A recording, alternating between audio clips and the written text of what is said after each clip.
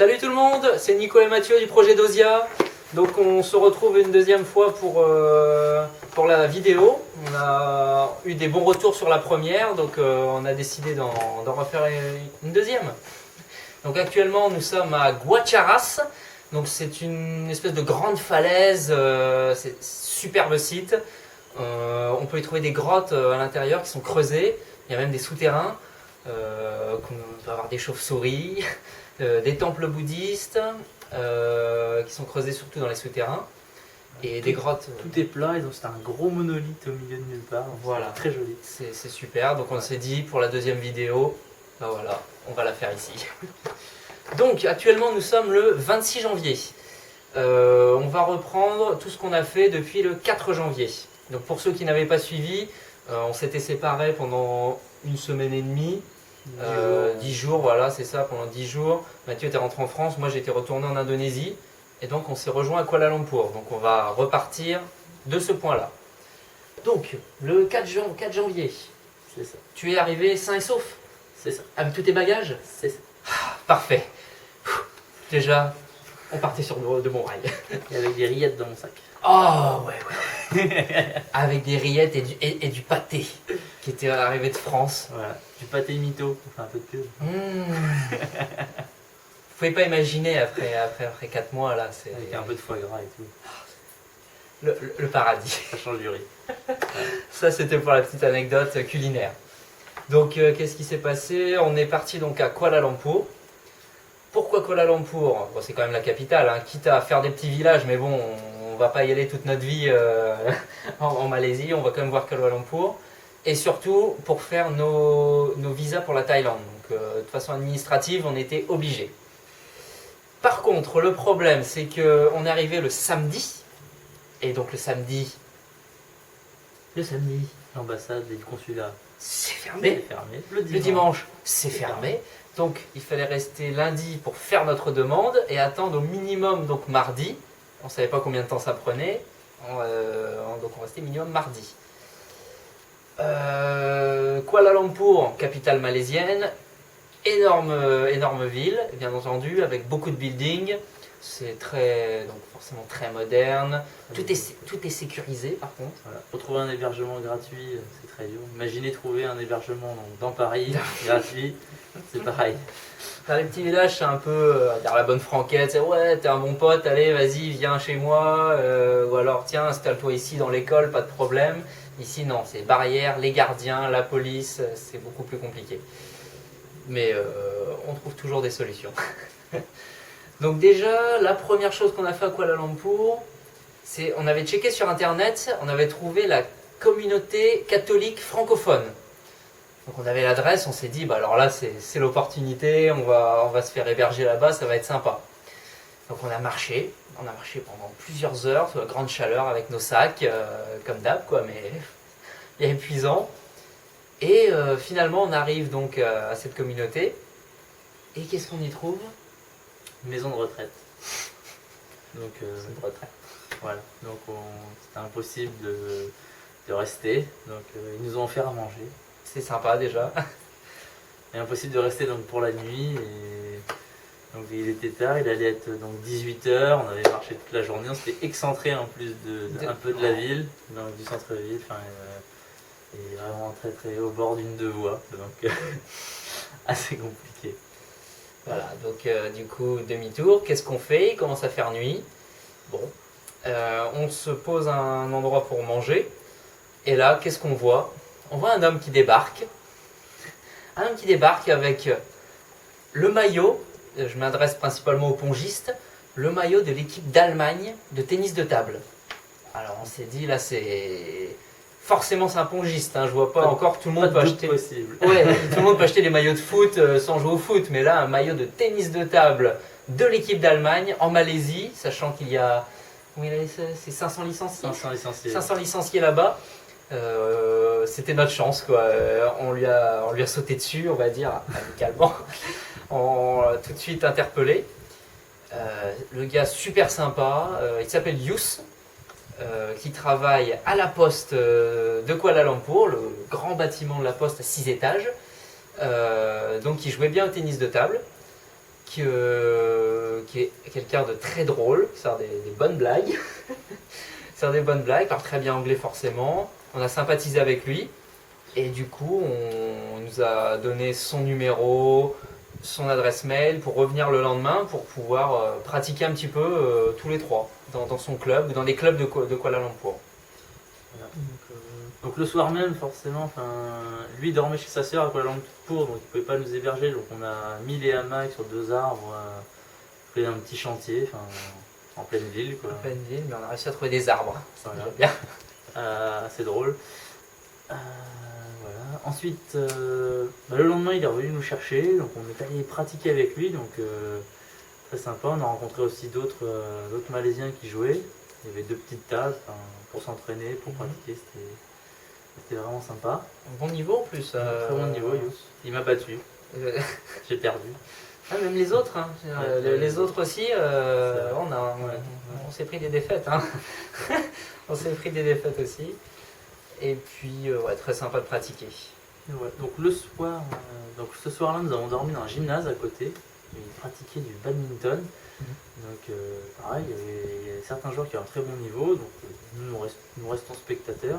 J'étais déjà très fatigué de la journée. Et donc nous voyons avec le gardien pour dormir à l'intérieur du gymnase pour la nuit. Donc il accepte. Notre grand étonnement, puisqu'on s'est fait déjà refouler de pas mal d'endroits juste avant. Il accepte, donc il nous dit même que normalement il ferme à minuit, je crois. Là il était parti du coup à 22h, il est parti, il nous a dit de fermer pour lui, on s'est occupé du gymnase. Et donc, nous avons passé la nuit, et donc le lendemain matin, qu'est-ce qu'il nous a demandé le lendemain matin? Alors le lendemain matin, le mec, il s'amène et il nous fait 10 ringgit. Ringgit, c'est la monnaie malaisienne. Donc il voulait qu'on lui donne de l'argent pour avoir dormi dans le gymnase, sachant que la veille nous avait dit que c'était ok. Et nous lui avons dit que nous n'allons jamais à l'hôtel, que nous n'avons pas d'argent pour ça. Et donc le lendemain il nous réclame de l'argent, donc nous n'avons rien donné. Non, faut pas déconner non plus. Hein. C'était prévu comme ça. Voilà. Donc voilà, c'est tout. Qu'est-ce que nous avons fait ensuite après cette petite anecdote? On a quand même visité un petit peu Kuala Lumpur. On a trouvé des parcs gigantesques, mais vraiment très très beaux. Que ce soit par les palmiers, la végétation. On a vu même des aigles, encore une fois. On a vu les tours Petronas. Surtout, nous sommes lundi. Et nous sommes lundi. J'allais y venir. Bon, on va finir sur les tours Petronas. Donc les tours jumelles, les plus grandes tours jumelles du monde. Qui le sont devenus depuis 12 ans, depuis l'incident du 11 septembre 2001, bien entendu. Donc superbe endroit, ça aurait été dommage de manquer ça. Nous sommes allés à l'ambassade, non pas à l'ambassade, j'ai une bêtise, au consulat pour nos visas. Il fallait revenir le lendemain, donc une seule journée, contrairement à l'Indonésie où il en fallait 5 jours. Là, une journée et c'est bon, on avait nos visas. Et après, donc le lendemain, après avoir obtenu nos visas, nous sommes retournés voir notre ami Yous, directement sur son lieu de travail. À la poste. Donc il était très content et il nous a hébergés chez lui pendant 4 jours. 4 jours, on est resté chez lui, donc du coup on faisait les allers-retours. Enfin, on est resté chez lui d'ailleurs. Pourquoi nous sommes restés chez lui? Oui, alors au début c'était resté un petit peu... Déjà, premièrement, on a pu jouer dans son club de tennis de table. On attendait qu'il finisse son travail, après on prenait le train avec lui. Et on a pu jouer encore une seconde fois. Ensuite, nous sommes restés jusqu'à la fin de semaine parce qu'il habite... je m'en mêle un petit peu. Notre objectif, c'était d'aller au nord-ouest, de longer la côte ouest et d'aller sur l'île de Penang. Et en fait, lui a une seconde maison où il y a son épouse. En bordure de la frontière thaïlandaise au nord. Donc il nous a proposé de nous emmener avec lui et de nous déposer à l'endroit où on prend le ferry pour nous rendre à l'île de Penang. Donc du coup nous sommes restés 4 jours avec lui à partager son rythme. À se lever à 6h du matin, prendre le train et rentrer le soir avec lui. Donc voilà, très sympa. Et se coucher très tard. Voilà, et se coucher très tard. Ensuite, Bah, il nous a déposé donc à Butterworth, on a pris le ferry pour l'île de Penang. Donc on a passé une petite semaine sur l'île, environ une semaine, voire un peu plus peut-être. Un petit peu plus d'une petit peu semaine. plus, parce que, donc on est arrivé, on a beaucoup marché, donc on est arrivé sur Georgetown, donc pareil la côte est de l'île de Penang, petite île est très très développée, au building, très touristique. Et donc le premier jour on est allé à Batu Ferringhi, donc c'est juste sur la face nord de l'île. Il y a une plage immense où il y a toutes les activités touristiques, il y a tous les resorts, tous les grands hôtels, pour tous les vacanciers. Donc on est resté 5 jours, Ouais, 5 jours à Batu Ferringhi, puisque la première vidéo que nous avons faite, la dernière que nous avons publiée, elle a été très très longue à charger, on a pas mal, on a eu un peu de mal. Ça a pris environ 4 jours pour la charger, donc on a profité d'un wifi public donc, à Batu Ferringhi, puisqu'il y avait pas mal d'activités, donc c'était sympa. On a pu profiter de ça. Donc nous sommes restés principalement pour le wifi. Après, donc une fois la vidéo postée, nous avons repris la route, toujours en stop, comme d'habitude. Le stop. Et nous sommes arrivés donc sur la partie nord-est, donc qui est plus sauvage. Donc il y a un petit parc national. Nord-ouest, pardon, nord-ouest. Je me suis trompé. Et donc il y a un petit parc national très sympathique. Oui, petit. Un parc national, donc avec une jungle qui est encore. Une jungle sauvage. Une jungle quoi. Ouais, voilà. Donc il y a quelques sentiers quand même qui ont été dessinés dedans, donc c'est assez pratique et du coup pas trop dangereux, donc c'est bien. De quoi faire de bon trekking. Bon trekking. On a fait donc une première journée, on a fait donc 5 heures de trek environ. Où on a fait quasiment beaucoup de chemin avec les sacs à dos très lourds. Donc on est monté tout en haut d'un phare, sur une grande colline de l'île de Penang. Et donc le soir, nous sommes allés à Pantai Karachut, c'est une petite plage vraiment jolie, où il y a donc, c'est un site de ponte pour les tortues marines. Et donc il y a un petit centre de réhabilitation pour les tortues. Et nous avons pu voir quelques bébés tortues là-bas. Donc c'était un petit centre. Et donc du coup, nous avons parlé pas mal avec les soigneurs qui sont sur le centre. Et il nous a dit que nous on voulait à la base après aller à l'est et donc voir il y a un gros Turtle Center, donc le plus gros de Malaisie. Et il nous avait dit c'est vachement bien là-bas, il y a sûrement des grosses tortues, il y a un beau site de ponte, c'est devenu pour les passionnés de faune comme nous, c'était un endroit à aller voir par la suite. C'est devenu notre objectif après Penang, voilà. C'est notre objectif. Donc on a fait 2 nuits en bordure de plage, bordure de jungle à Pantai Karachut.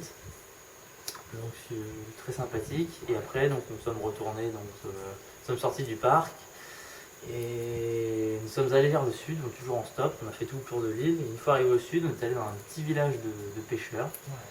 Donc beaucoup plus traditionnel. Et là il y a, contrairement au nord de l'île où il y avait beaucoup de blancs, beaucoup de population d'Arabie Saoudite, beaucoup de vacanciers. Au sud, voilà, il y avait nous et les locaux. C'était beaucoup plus sympathique, quoi. On partage quand même beaucoup plus avec les gens. C'est plus facile pour nous aussi d'aller vers les gens. J'ai un trou. Ah, tu as un trou. Je viens à l'aide. Donc le village de pêcheurs, des centaines de bateaux avec tous les filets, des varans qui traînent dans le coin. Des varans qui traînent dans le coin aussi. Et donc oui, on s'est rapprochés, donc on a rencontré une petite famille sympathique et on a discuté un peu avec eux. Et donc il y a une dame qui nous a offert qui nous a bricolé un petit coin pour dormir pour la nuit. Et heureusement parce qu'il y a eu grosse pluie. Donc on était très contents et donc le lendemain matin on est reparti. Et d'ailleurs on a beaucoup bougé, après on faisait une nuit par endroit quand on a beaucoup bougé. Contrairement à l'Indonésie où on restait aussi beaucoup, une semaine à gauche chez des familles, là c'est un peu plus dur de partager, de se faire inviter, c'est pareil, du coup pour les activités sportives à mettre en place, on a plus de mal. Le partage est un peu plus compliqué. Et donc finalement nous sommes retournés jusqu'à Georgetown. On a fait tout le tour, le voilà, bouclé. on a fait tout le tour, on est retourné, donc on a repris le ferry pour Butterworth. Et donc une fois arrivé à Butterworth, assez compliqué de sortir de la ville, encore une fois, des cas de voies partout, enfin, très dur de faire du stop. Et on est arrivé donc chez une famille de musulmans, donc très très sympa, où, comme beaucoup de familles, chez les musulmans, ici il y a beaucoup de... il y a les grands-parents, les parents, les enfants, enfin toute la famille dans une grande maison. Donc nous sommes arrivés, nous avons été très bien accueillis par la grosse réunion de famille, nous avons eu à manger, à boire, enfin, une très bonne hospitalité. Ah oui, comme souvent. Et donc la petite anecdote, donc comme à chaque fois, vu qu'ici la religion est quand même quelque chose qui dirige la vie de chacun, que ce soit les chrétiens, que ce soit les musulmans, les bouddhistes, enfin tout le monde. Donc on parle beaucoup religion, culture. Encore une fois, avec eux, on parle de leur religion, que nous acceptons tout de toute façon, respectons tout. Et nous sommes très intéressés de parler avec eux. Et lorsque un membre de la famille, donc qui a une trentaine d'années, nous demande un peu ce que nous pensons du sujet un peu, pas tabou, mais difficile à évoquer. Difficile de donner son opinion. De l'intervention militaire en Israël. Donc c'était assez drôle parce qu'on a botté en touche tout de suite, hein, ne sachant pas quoi répondre, ne sachant pas ce que lui pensait, ça peut toujours mener à des conflits, sachant que... Ça peut jeter un froid là d'un coup, voilà. Le conflit israélo-palestinien. Donc voilà. Donc on dit que nous ne savons pas, nous ne vivons pas là-bas, au niveau des cultures, des religions, c'était dur. Et donc il vient nous dire, mais non, mais peu importe les Palestiniens, juste ce que vous pensez de l'intervention militaire. Oui, bah c'est pareil en fait. C'est pareil, hein. S'ils sont là, c'est parce que le contexte est le même. Voilà. Donc nous lui avons expliqué que parfois les militaires étaient nécessaires, parfois non, parfois c'est exagéré, mais nous avons tourné autour du pot un long moment. Et pouf, voilà, en touche.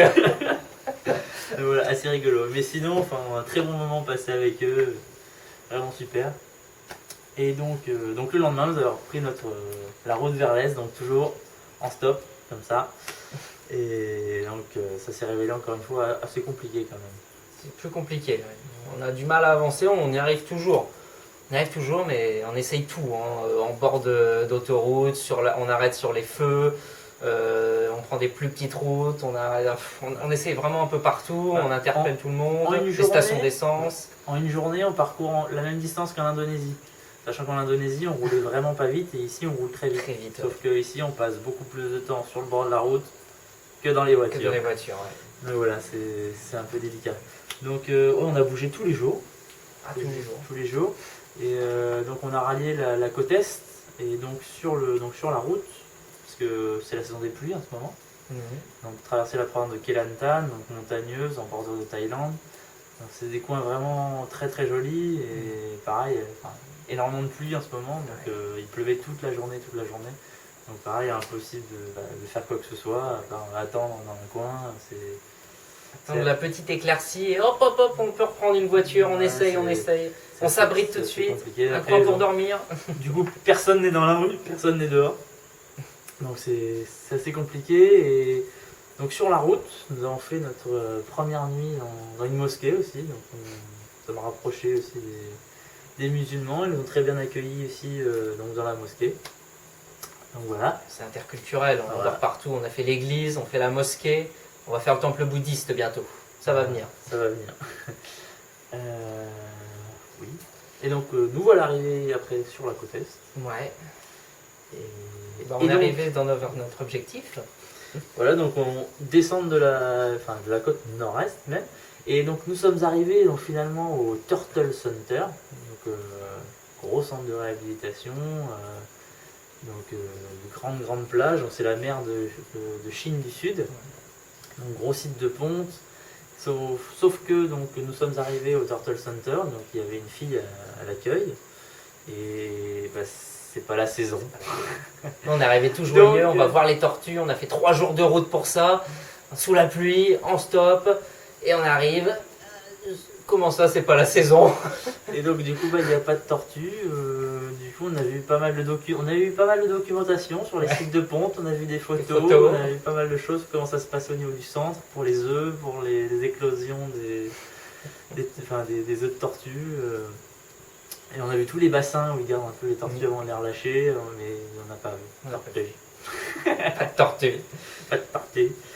Et donc voilà un peu la petite déception, mais bon. Comme ça, voilà. La vraie saison, c'est mars à septembre. Voilà. Donc on a loupé à un mois même, parce que on était fin janvier et c'est début mars. Donc, voilà. Donc, 6 mois. Je te laisse finir. Très bien. Qu'est-ce qui s'est passé après? Nous avons continué à longer la côte. Nous sommes arrêtés à Tirating. Très belle plage aussi, vraiment un super site, entouré de super falaises, toute la végète, les palmiers, c'est superbe. On a dormi d'ailleurs sur la plage encore une fois. On a rencontré d'ailleurs un Malaisien qui parlait français, parce qu'il a vécu en France jusqu'à l'âge de 14 ans. Donc on a un petit peu échangé aussi, c'est très sympa. Et là, donc après, nous sommes arrivés à l'endroit... Donc nous avons repris la route, nous sommes arrivés donc hier donc, vers 16h, 17h. À Ponching, donc. Et donc en arrivant, donc ici c'est vraiment petit village, il n'y a pas grand chose. Et on voit un rassemblement d'enfants, donc pour une des rares fois, donc avec... voilà, c'était une école, donc au début on ne parlait pas que c'était une école, mais c'était une école. Donc on s'est rapproché, donc on a voulu proposer encore une fois des activités sportives. Et donc les instituteurs n'étaient pas chauds plus que ça. Hein. Et donc ils nous ont expliqué que c'était une école privée, que c'était compliqué, qu'ils ne voulaient pas qu'on intervienne pendant les heures d'école. Donc déjà d'abord ils nous ont demandé combien ça coûtait. Ouais. On leur a expliqué que c'était libre, c'était juste pour les enfants, pour passer un bon moment, pour proposer quelque chose de nouveau. Et donc ils nous ont renvoyé, donc ils nous ont dit que si on voulait faire ça, il fallait qu'on se rapproche donc, des écoles du gouvernement. Voilà, donc sauf que quand on va vers les bâtiments du gouvernement, on se fait renvoyer vers les bâtiments privés. Voilà. C'est un peu comme en France, hein, tout le monde se renvoie la balle.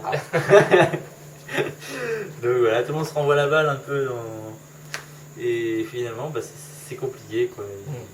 Ils se justifient avec autre chose. Et du coup on s'est dit qu'on voulait peut-être proposer en dehors de l'école, sauf que ici c'est tellement petit que personne n'habite dans le coin, donc les enfants s'en vont. Donc quand ils sont pas à l'école, ils sont chez eux, et chez eux souvent c'est fermé, c'est très peu d'enfants jouent un peu dans la rue pendant la nuit. Plus difficile. Assez compliqué. Ouais. Donc voilà, donc, du coup on se promène et aujourd'hui on a fait la visite donc, des caves ici. Guacharas. Voilà. Super falaise avec des grottes implantées. Et donc voilà, donc là nous sommes fin janvier, après nous basculons donc, en Thaïlande en février.